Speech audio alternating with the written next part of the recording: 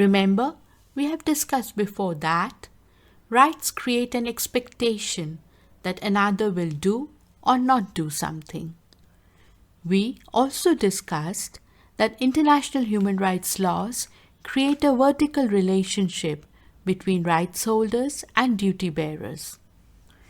Every person has the right to enjoy certain basic freedoms and entitlements, and there is an expectation that the state will enable the enjoyment of such freedoms and entitlements.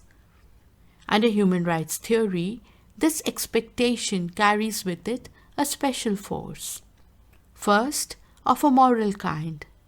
Since human rights are integral to human dignity, a democratic state, which represents the interests of the people, has the moral duty to create the material and social conditions which enable a person to live with human dignity. Second, of a legal kind. Once the state becomes part of an international human rights legal agreement, it gives a commitment to ensure that all persons in its jurisdiction can enjoy the rights recognized in the agreement. The nature of such moral and legal force gives the expectations a binding character, and the expectations are transformed into obligations. Thus, every right has a corresponding obligation on part of the state. To illustrate, X lives in country A. X has the right to freedom of speech and expression.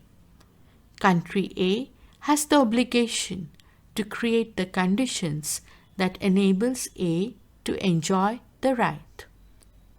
In this lesson, we will examine the content of state obligations in further detail under the following headings: generic obligations to respect, protect, and fulfill, obligation of progressive realization, obligation with regard to non-discrimination, derogations from obligations, and limitations on enjoyment of rights. At a general level, the obligation of the state with respect to any right can be classified into three types. First, obligation to respect. It means that the state must not interfere with the enjoyment or the exercise of the rights. It requires the state and all its organs and agents to abstain from carrying out, sponsoring, or tolerating any practice, policy, or legal measure that violates the rights of individuals. For example, the state must not arbitrarily detain any person. The state must not torture a person detained in its custody. The state must not interfere with people's access to resources that are necessary for their livelihood. Second, obligation to protect.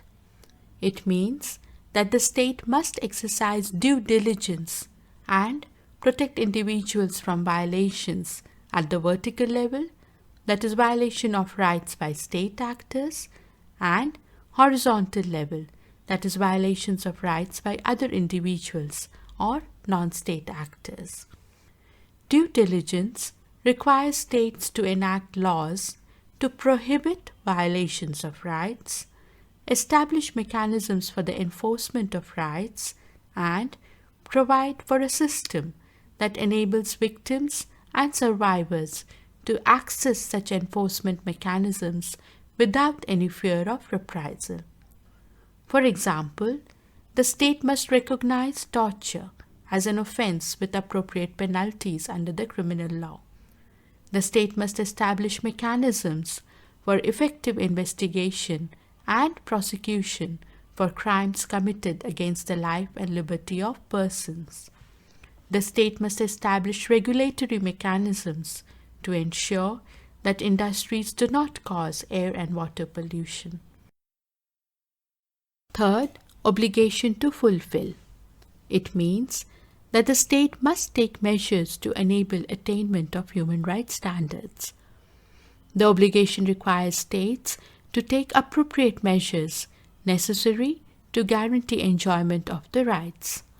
For example, the state must increase allocation of resources to the administration of justice so that enough courtrooms and judges are available to ensure trials are completed without undue delay. The state must establish sufficient number of schools so that every child is able to access free primary education. The state should make available healthcare information about HIV/AIDS so that people can take preventive measures. The examples given here are illustrative in nature. The nature of obligation on the state would depend on the context that exists in the country. Also, remember that rights are interdependent on each other. Thus, obligations on a state with respect to one particular right may be interconnected with its obligations regarding other rights.